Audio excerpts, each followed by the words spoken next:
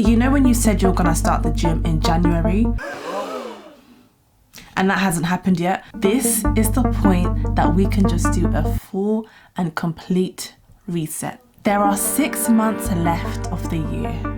Oh, but that is okay. That is all good. That means there is more than enough time for you to apply for that course that you said that you were gonna apply for this year, to change jobs, try a different industry, all of the things you said you're going to do in January of this year, which was 6 months ago. You've got time now. The question isn't whether it's possible. We already know it's more than possible. If it's true that possibility is not a question and we can get there, the next question really should be, how do we get there? And from a lot of the research I'm doing, it seems it kind of boils down to a goal, a strategy, and execution. And I'm adding in a reward. For this video, we are going to be using my digital planner. I love me a digital planner because I can reuse it and reuse it. And plus, I just love iPads as well. So apparently the first thing we are doing before we even get to the goal, strategy, execution, the first thing we are doing, according to my planner over here, is that we are actually going to reflect. We're going to reflect. So we're going to talk about how the first half of this year really went. And then the moments, all of the different moments that made us smile during this time, and things that we're most proud of that have happened in the first half of this year. So for myself, for this section, the first half of the year was a lot of rediscovery. There were points where it was giving healing 2.0. I got a lot closer to God. So kind of walking deeper into my journey with Christ. And then I'll just fill this out offline. And then moments that made me smile the most in the first half of this year. Oh, lots of moments. Just being with my boyfriend. I guess also being offered a position of chair of a youth board, a global youth board. That made me smile. Pregnancy news. The next section is things that I am proud that I did in the first half of this year. So this is some space for you to write down. You can even write more than 4 bullet points, but or less. It's really up to you what you're feeling like. So yeah, the next part is to fill this out, and this is still part of our reflection phase. We're just thinking about how the first 6 months of the year have gone, and we want to make sure it's an honest account. So I think I would say one of the things I'm proud of, actually doing the 40 days of prayer. So a couple of friends and I have joined, or did join, a 40 days of prayer group where we got together every single day for 40 days and we interceded for each other. We sought God in like a different kind of way.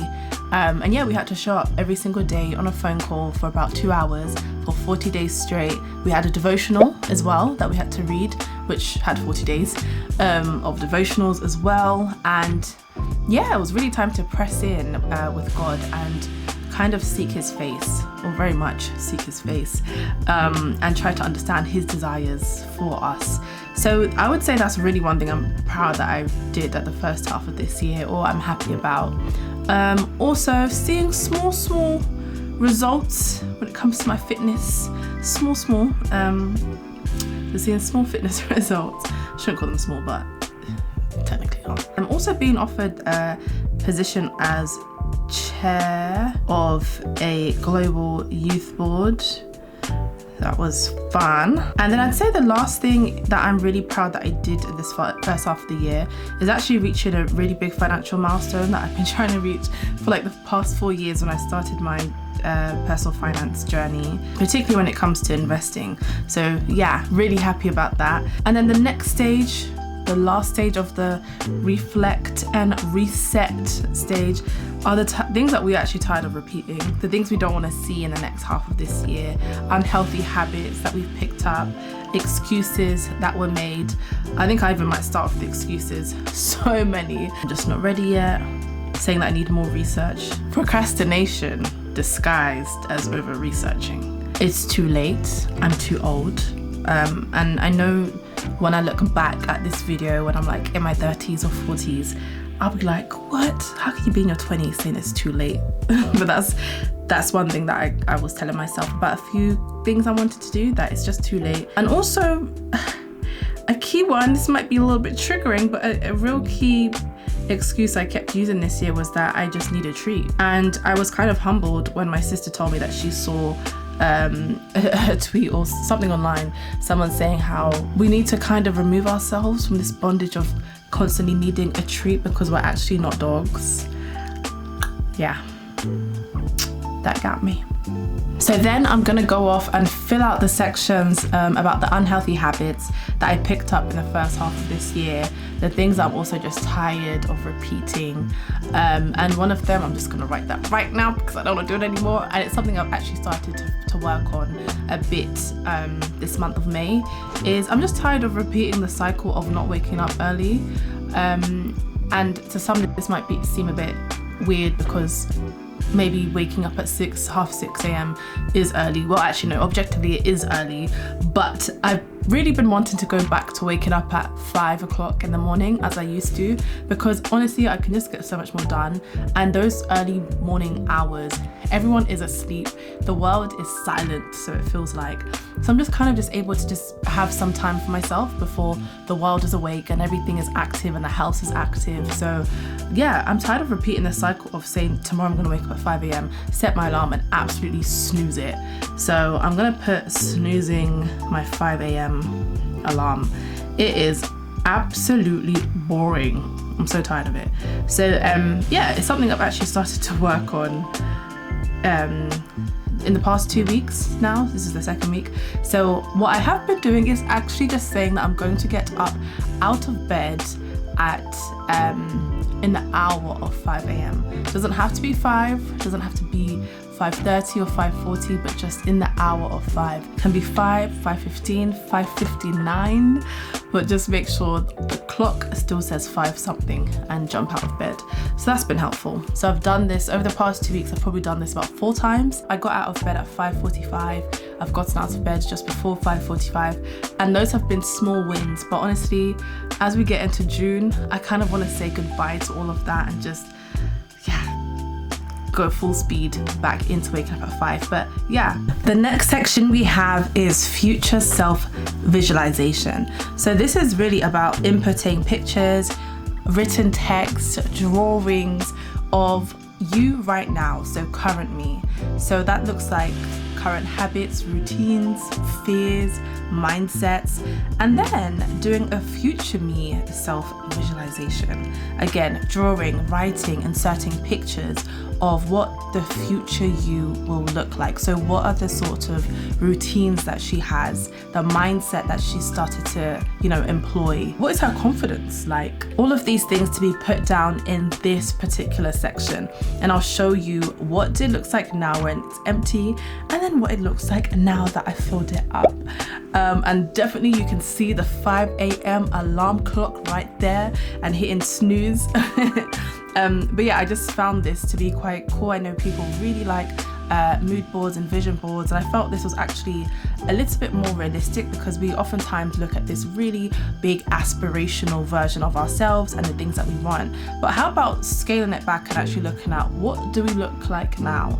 And once we see what we look like now and the future version that we're looking for, I think, as I've written down here, the gap between these two versions become your roadmap.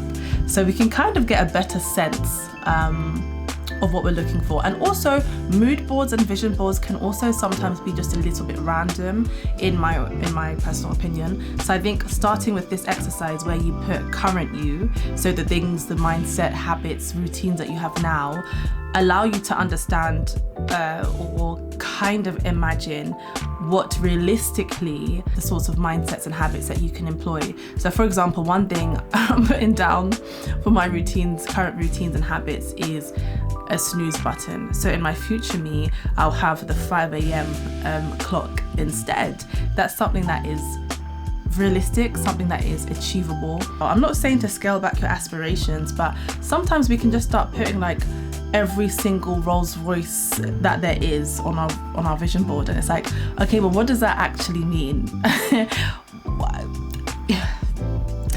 Not that it's a bad thing, and not saying we're not gonna have our Rolls Royces, but what does that actually mean right now? Like, maybe put something like a 5 a.m. alarm clock if you're like me, who actually wants to get there.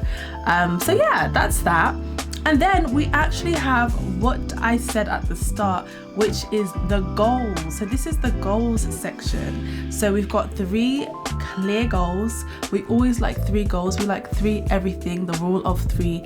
We absolutely love and endorse that, because I think it allows you to strip away, again, some of the random goals that we have that have no meaning or purpose or like any real reason as to why we want them.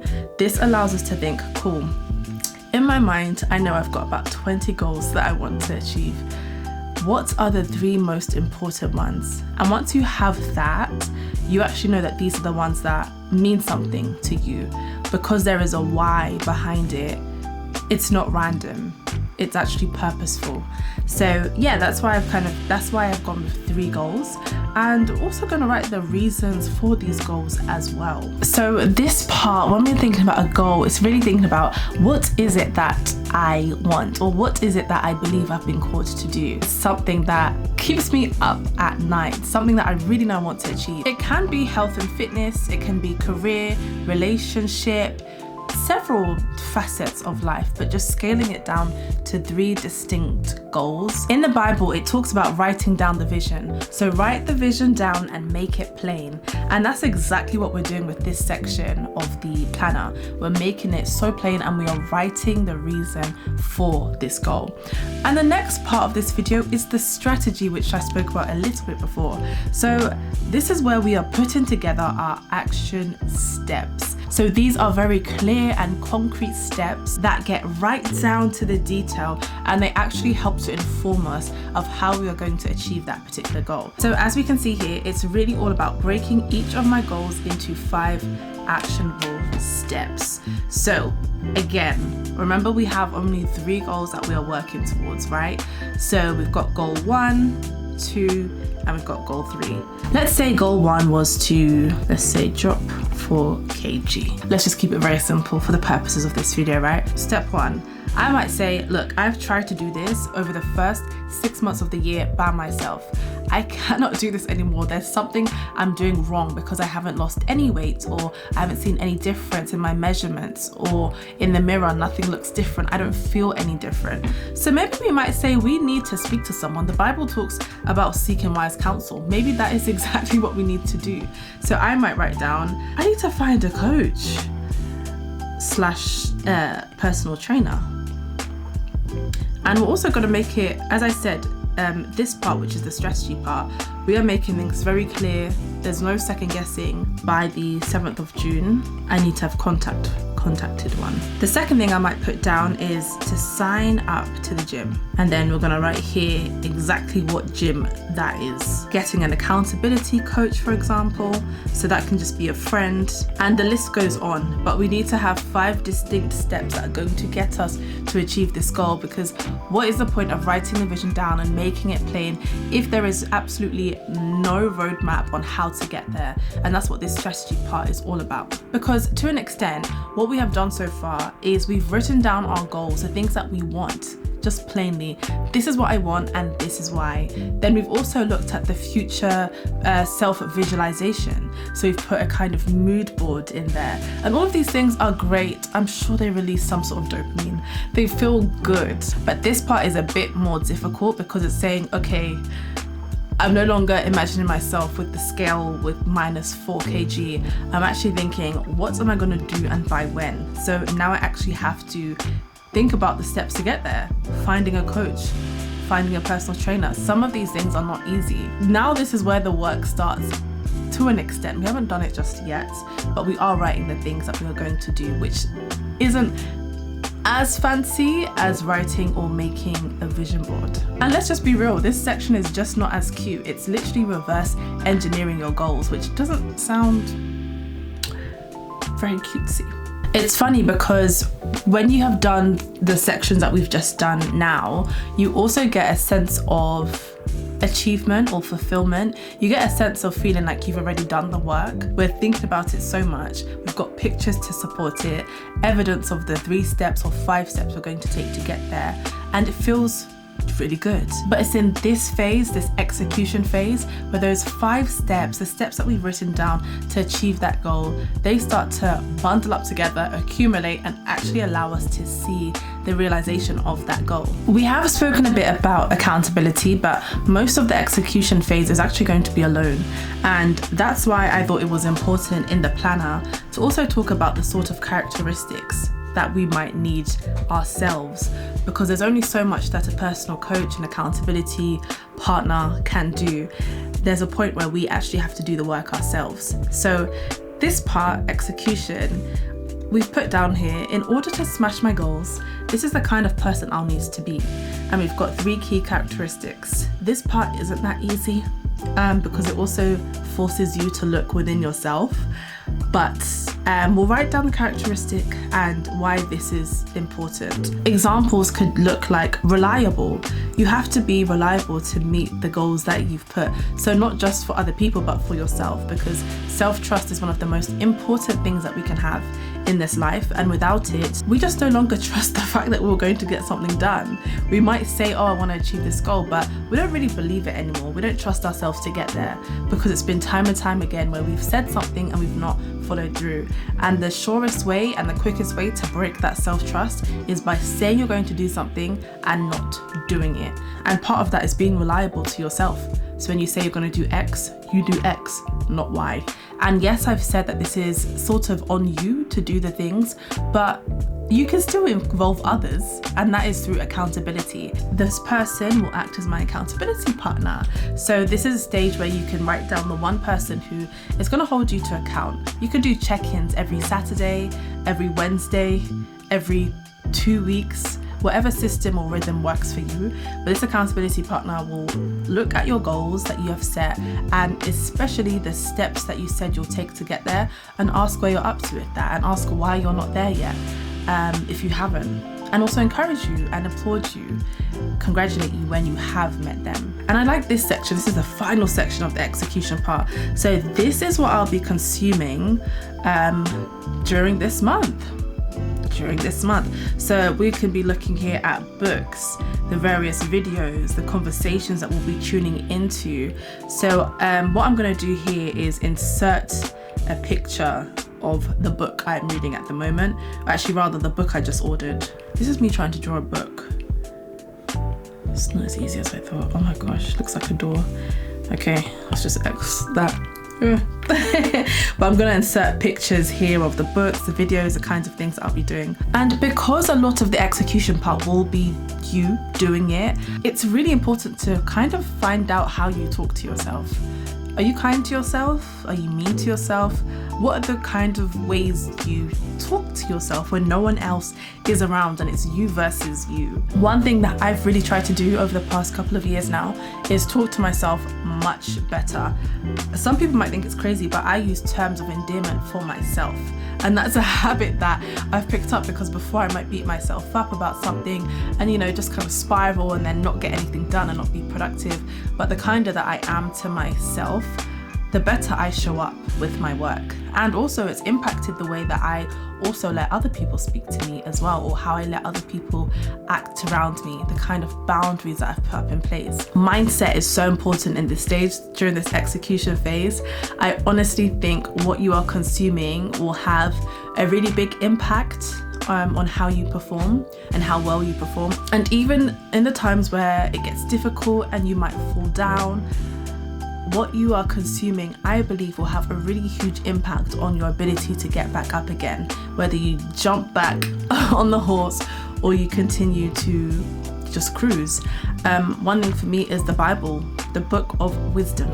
God's word has so much wisdom there, and that's one thing that really does encourage me, and I most definitely need to do a better job of consuming the word of God a lot more. But that's an example. It can be certain books. So for example, if one of your goals is finance related and is about improving your personal your finance, and your money habits, one thing that you could be consuming are books that are finance related to understand more about the world of finance. You'll see that even if you find it very difficult or you find that you've messed up in a particular area, these books, what you're consuming, the knowledge and wisdom of other people that are experts in this space, will really help you to just continue going on. And as you keep flicking through those pages throughout these next few months, you too will also continue to get up and try again. Reading things that celebrate resilience, celebrate failing fast and failing forward will do wonders for you, because you'll see that it's actually okay to stumble and to fall down, and that you can jump back on again. Consuming content, watching YouTube videos, or engaging in conversations that are really negative about life, negative about potential, negative about the world, again, will impact you, because you'll get to the point where you think, what is the point of all of this? What is the point? Because your mind is has been infiltrated by all of these negative thoughts, and that impacts you, and you start having negative emotions that project onto all of the work that you wanted to do. So I think consumption of content, they're all going to be really important in refining and developing your mindset, or rather dictating your mindset, and therefore dictating what you produce. And all of this can be supplementary to all of the things that you do, whether it's reading fiction books, watching movies, watching shows. I know I definitely watch Modern Family every single day, a few times a day, but still get what I need to get done. So it doesn't need to completely remove everything that you do and replace the fun things that you do, but I think it should be supplementary, because it subconsciously impacts how you show up. Affirmations and declarations are really important as well in the way that you talk to yourself and the way you develop your mindset. And yes, I've said that this is sort of on you to do the things, but you can still involve others, and that is through accountability. And the last section is the reward. I personally think this is very important. Rewards at the end of the month, to celebrate the fact that you have gotten through the month and you've actually applied yourself to a new way of thinking, new goals that you set out to do, and overall for the fact that you actually followed through on something that you said you would. Again, that is building self-trust, one of the most important things that we have with ourselves. So I have, at the end of the month, an earned it meal. I know that at that stage I can say, do you know what? I have earned this. I have worked really, really hard over the past month. I've applied myself. I have met everything that I said I was going to do. And my accountability partner is happy with it too, with the progress that I've made. So yeah, that earned it meal allows me to look forward to something, but also allows me to celebrate how I've actually performed that month. And after, it's like, cool, I've enjoyed that. That was a nice bite. I liked that chocolate bar. But I'm ready to jump back on the wagon, jump back on the horse, and we go again till the next month's earned it meal. So put pictures, images, write, draw, all of that good stuff in this section of what your reward will look like. It's important to keep us on track, to keep our goals achievable, and also to monitor our progress as well. Always celebrate the small wins. That is the end of this video. I hope you've enjoyed this. I hope you've enjoyed going through what the first 6 months did look like and what the next could look like too. Granted, there will be stumbles, there'll be hard points, we know this, but having the vision written down and making it plain, as the Bible very clearly states, allows us to refocus when we have those moments. Just having this planner can remind us that failing is actually sometimes quite good, because it realigns our focus. It allows us to sit down. The first 6 months of the year have gone, yes, but this allows us to sit down and think about what went wrong, what went right, what did I really like, what are some of the excuses I made, and how can I improve this for the next 6 months moving forward. If you enjoyed this video, I actually think you'd really like my video that I've done in the past about planning, and it is right here. Have an amazing and fruitful final 6 months of the year. Mwah.